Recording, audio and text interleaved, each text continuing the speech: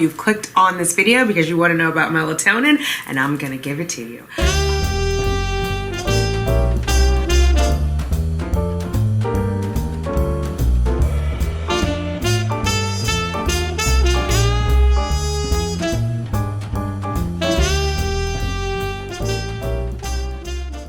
What's up, fertility fam? We got to do what? Let's get those babies, ladies. Hey, what's up, fertility fam? How are you? If you are new here, welcome. If you are returning, welcome back. New folks, my name is Tanika. Thanks for clicking on Simply Tanika. I hope you will hang out with us for a while. You've clicked on this video because you want to know about melatonin, and I'm going to give it to you. A little bit about me before we get started. I am a YouTuber who is very passionate about women's reproductive health and about women being empowered and advocating for themselves. I have been branded with the label infertile. It is a label. It does not define me. So let's get into this. There are three things I want you to know about melatonin. I'm going to be looking down because I have my notes. I will quote what my sources are, and you will be able to find them in the description linked in the description box below. So three things. What is melatonin? That's going to be number one. The second one is how you would use it, everything you need to know about using it. And the third thing is the fine print, because whenever we're putting something in our body, we want to understand the fine print, right? So let's just dig in. First thing, what is melatonin? So this is from the sleep.org. Is the source of this information. What is melatonin? Melatonin is a hormone that is created in the pineal gland. It is created in both men and women. Our body's internal clock, or circadian rhythm, influences how much melatonin our pineal gland makes, and so does the amount of light that you're exposed to. So that's important because we need to remember that, just because it's gonna make sense about the dosing when we get to that point, and also about how taking melatonin in and of itself doesn't make you sleepy. Melatonin is in your body always.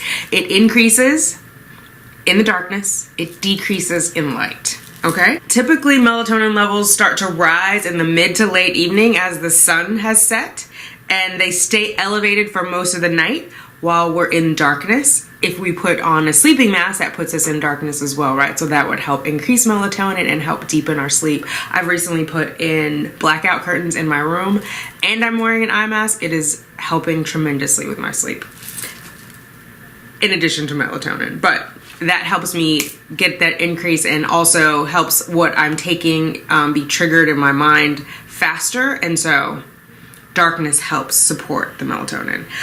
Then the melatonin drops in the early morning as the sun rises, causing us to awaken. So as the sun rises, or as light is introduced. Generally we say sunlight because that is natural light, but it is also impacted by artificial light, any bright light that's coming in. So think about if you're on your phone, your tablet, if you're watching TV, that light coming into your eye, that is keeping your melatonin from rising high enough to put you to sleep. So it can affect your circadian rhythm.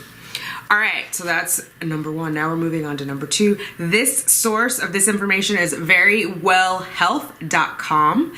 And basically we're gonna go over when and how to take melatonin as a sleep aid to treat insomnia. So again, it's naturally occurring hormone. If it's taken in pill form, which it often is, it's taken as an over-the-counter supplement. I'll show you what I have. This is what I use. And you'll see this one is 3 milligrams. I took this during my medicated cycles. We'll get to this in the end, but it can impact ovulation, but stick around to the end of the video and I'll explain that a little more. This article I thought was interesting, and I'll insert the graphic here about when to take melatonin. You may wonder when to take it, how to take it, how to take it safely.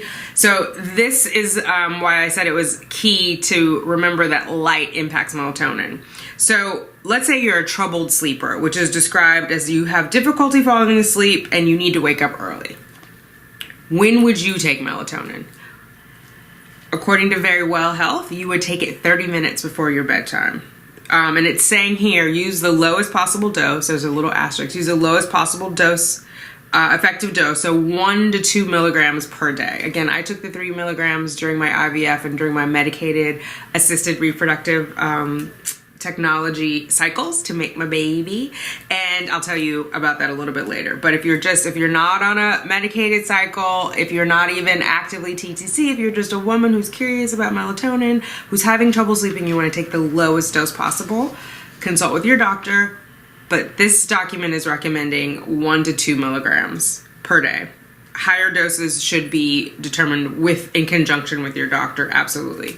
All right, next scenario, you're a night owl, which I think I fall into this category. You fall asleep late, you want to go to bed earlier. Sometimes I am up until 2 o'clock in the morning. I think a few weeks ago I was up until 7 a.m. in the morning. I just get going, and again, I have that computer screen on, I have that light coming in, and so my brain is not like thinking it's time to go to bed. So when would I take the melatonin for it to be effective? 2 hours before my desired bedtime. So if I want to go to bed by 11, I need to take that melatonin, that 1 to 2 milligrams that they're recommending, by 9 p.m. Make sense? Okay. Now here's where it gets tricky, and this is why the light is important. If you are an early bird, meaning you fall asleep early and you wake up way too early, you're in the bed at like 4 o'clock, wide awake, and you don't actually need to be up until 6, when should you take the melatonin? Why would you take the melatonin? Well, one, your circadian rhythm needs help balancing, right? And the melatonin can help do that. And so adding or supplementing the melatonin can help get your body, can help your body regulate it. So when would you take it? Just give me a guess. Put it down below. Go ahead, I'll wait.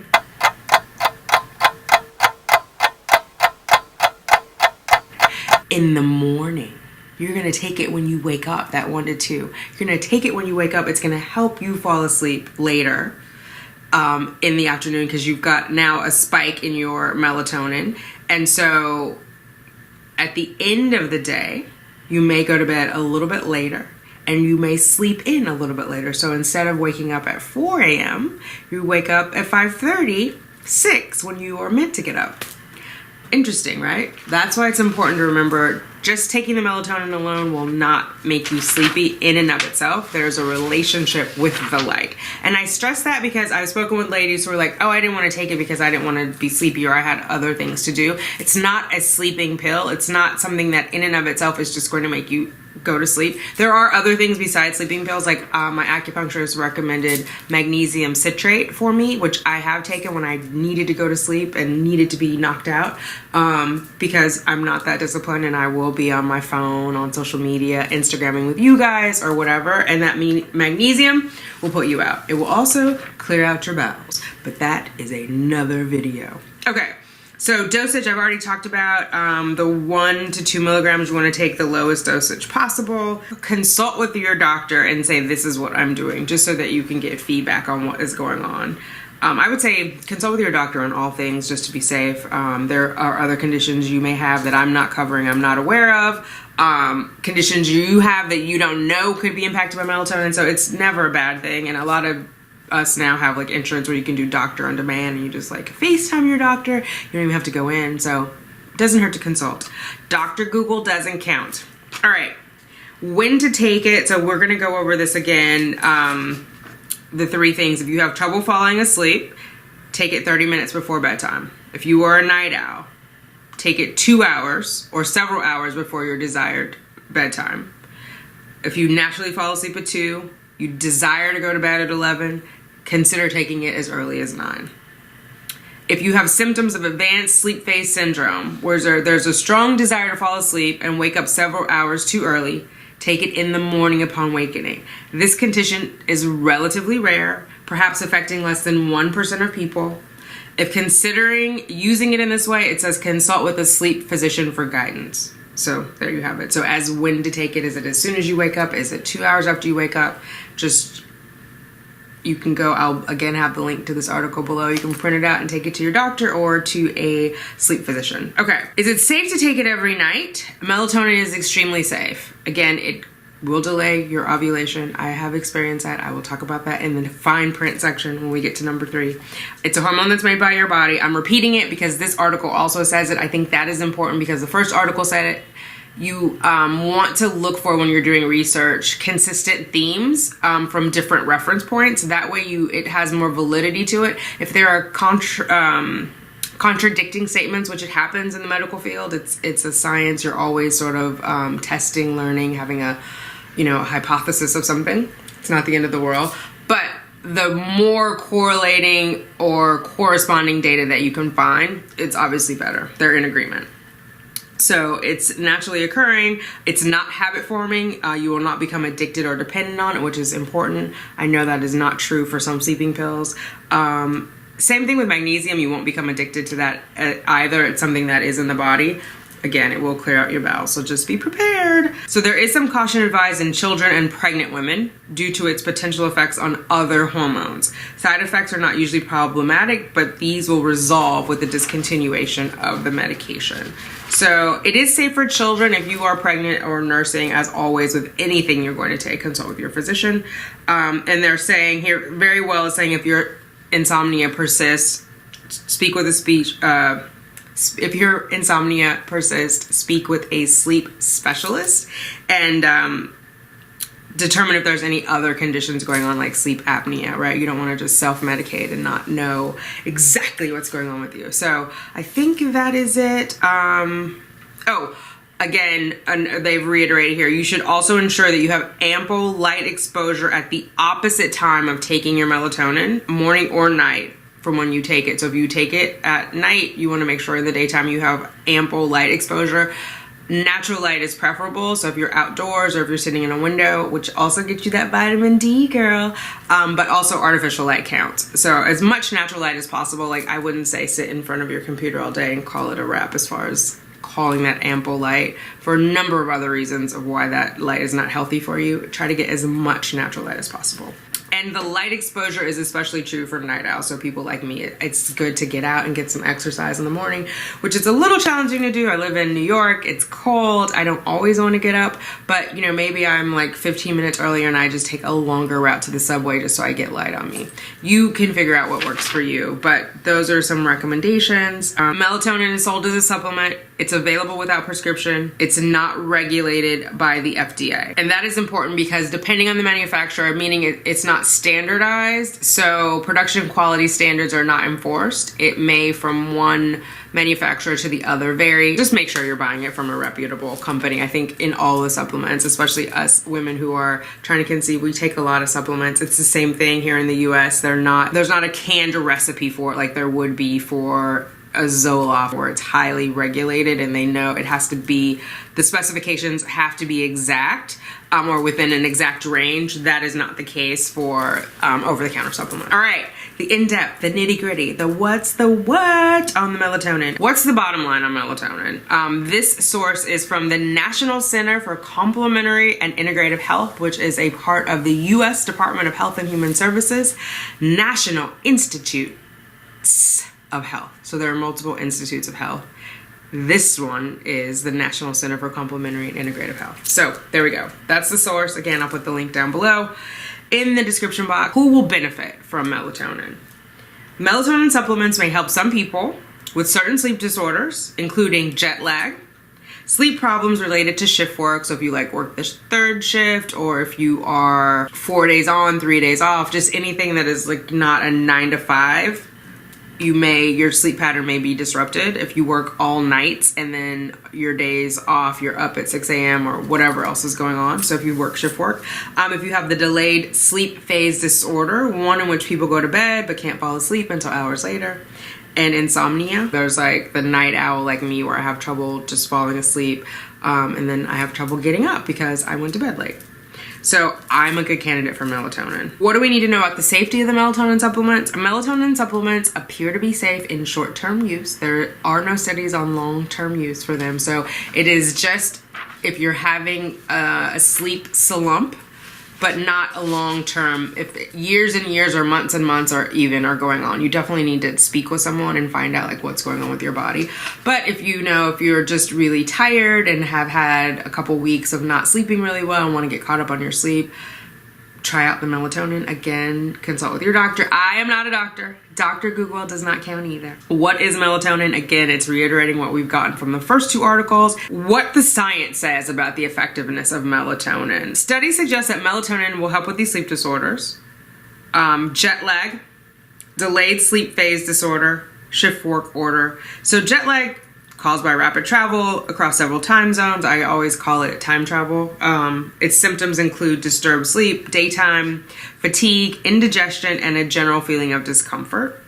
So there were 6 studies in 2009 conducted, 6 small studies, 2 large studies. Again, you'll see it in the link below. And a clinical practice guideline, the American Academy of Sleep Medicine supported using melatonin to reduce jet lag symptoms and improve sleep after traveling across more than one time zone. So I'm in New York. My home is California. When I go home to visit my family, I'm going across multiple time zones. I am in obviously the Eastern time zone.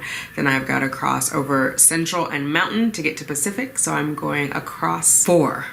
I'm landing in the 4th one. So yeah, definitely melatonin is good. Delayed sleep phase disorder. So adults and teens with the sleep disorder have trouble falling asleep before 2. That'd be me. And have trouble waking up in the morning. I always do, because I've been up past 2 o'clock. And that's why I'm always running late. In a 2000 review of the literature, researchers suggested that a combination of melatonin supplements and a behavioral approach to delay sleep and wake times until the desired sleep time is achieved and reduced evening light may even out sleep cycle. Not just the melatonin, behavior has to change. I've got to get in bed earlier, stop exposing myself to so much light so late in the evening, and also take the melatonin. What does the science say about the safety and side effects of melatonin? It appears to be safe, again, when used for short term. The lack of long-term studies mean we don't know if it's safe for extended use. And then they reference some other studies. Side effects of melatonin are uncommon, but can include drowsiness, headaches, dizziness, or nausea. More to consider. When you take a melatonin supplement, it is important because it may affect your biological clock. The other things that it may affect are your hormones. So this is what my experience has been. I took melatonin during my medicated cycles. There are multiple studies on melatonin, particularly for IVF. There's one prominent study that was conducted in Japan. I will link the Japanese study below. I also did a video on that, and so I will link the video here that talks about clinically proven to help improve outcomes for IVF, and the melatonin study was part of that. Melatonin was one of the things that was clinically proven to improve IVF outcomes. It helps increase the melatonin that is in the follicular fluid, which is the fluid that's around your follicles where your eggs are, your ovarian follicular fluid. That is why I was taking it. However, I continued taking it when I was not on a medicated cycle, and it delayed my ovulation. It delayed it to the point, because I was charting at that time, which if you don't know, that's to take your temperature and see where you are in your cycle, and you're able to confirm your ovulation. Well, I couldn't confirm it, and so then it was like maybe 10 days late, I went to the doctor to say, hey, this is what's going on with my basal body temperature. I would have expected to ovulate by now. I haven't seen a temperature rise. Doctor did an ultrasound, and he was like, oh, it looks like a corpus luteum is there. This was an unmedicated cycle, so I would have only had the one egg that was the dominant egg. And when it leaves, there's still the follicle, and the follicle is kind of deflated and it's pumping out progesterone. That's your corpus luteum. So he was saying it looked like a corpus luteum was there, meaning it looks like I had ovulated, like an egg had been released. But I was like insistent, I haven't had a temperature rise, so something is going on. So he said, I'll take your blood work and see if your progesterone has risen, because that, again, that corpus luteum is pumping out progesterone, and that's a clear sign that you've ovulated. So he said, I'll take your progesterone, and then we'll be able to see if you ovulated or not. But he was doubtful. You know, some doctors don't believe in the basal body temperature. They're like, no, there's science for that. But science came back. I had not ovulated. So that melatonin impacted that. So that was 2 things. 1, I was experimenting on myself. 2, I was also I was monitoring myself to see what the impact was. So I kept a journal whenever I add a new supplement. I was tracking my basal body temperature at that time to see if my cycle was changing, like if I was having a change in the luteal phase or not. And so I was able to tell what happened, which was a lucky thing. So I do know that it impacts hormones. I mean, the science speaks for that. They're not sure exactly how it impacts hormones. I'm telling you, for me, it delayed my ovulation. It may do the same thing for you. I've heard of other ladies doing that on boards. I've spoken with or texted with ladies who have also had that same result. So just be mindful of that if you are not in a medicated cycle, particularly if you're taking 3 milligrams, which is the dosage that was recommended in the Japanese study. So again, 1 to 2, you should be okay. If you're worried about it, you can always wait until after you've confirmed ovulation, or you can try the magnesium citrate. As I mentioned, my acupuncturist had recommended for me. It is going to clear your bowels. It clears out everything. It gets everything going. It just relaxes everything. And so as part of that relaxation, it also relaxes your bowels. It's not like you're going to go immediately, but you will have a looser stool. So just an FYI on that if you take it in the evening. But there's some yummy magnesium drinks. I've got like some watermelon flavors and some raspberry and some other things, and it mixes up with water and it's fine. But that's not this video. This video is on melatonin. And so I just wanted to give you that warning about how it can impact your cycle. It can impact your hormones, can impact your ovulation, which is not good for any of us who are TTC. If you're not in an active cycle, you may not be as concerned. I will say in that instance, what we did is the doctor gave me an HCG shot, so we triggered my ovulation. I'm sure it would have happened eventually. I was just trying to make sure it happened because I was planning to do a medicated cycle, the subsequent cycle, and I didn't want it to be delayed. Just be mindful that that is a side effect if you are TTC. All right, ladies, that's all I have for you. Hopefully that answered your questions about melatonin. If you have any additional questions, let me know down below in the comment section. If you tried it, if it's worked, if you have some other sleeping aids that you're using. I think we underestimate how powerful our sleep is, and I definitely appreciate that more coming out of my miscarriage and the therapist saying, let's get your sleep back on track, let's get your food back on track, because you just go into a downward spiral. You're not sleeping enough. It's making you grumpy, irritable, and then you stay up later, you get up later. It just goes on and on and on. So like one of the first things we can do to help ourselves feel better is to regulate our sleep and to get a good night's sleep. Overall, that helps with all of our hormonal balances. And so I think that is important. And sometimes we need a little help. Hopefully we can get to sleep on our own. We can get some exercise, get our endorphins up in the morning, and then we'll be nice and tired in the evening. And also knowing this information and knowing you have melatonin production in your body at all times and how light impacts it, maybe you do put on a night, a little mask at night or blackout curtains, or just sleep in total darkness and be aware of lights that are coming in. Like some of us have electronics in our room, like our phones are charging, or the TV, even though it's off, it's emitting light, where like at least mine does in the room, where the logo of the TV is, light comes out. And so putting on an eye mask helps put me in total darkness. So there are some things that you can be mindful of, even if you don't want to try supplementing with melatonin, just in understanding how melatonin functions in your body naturally. All right, I hope that was helpful for you. Thank you so much for hanging out with me. If you have any questions, let me know down below. I'll talk to you soon. Bye. Baby dust to us all.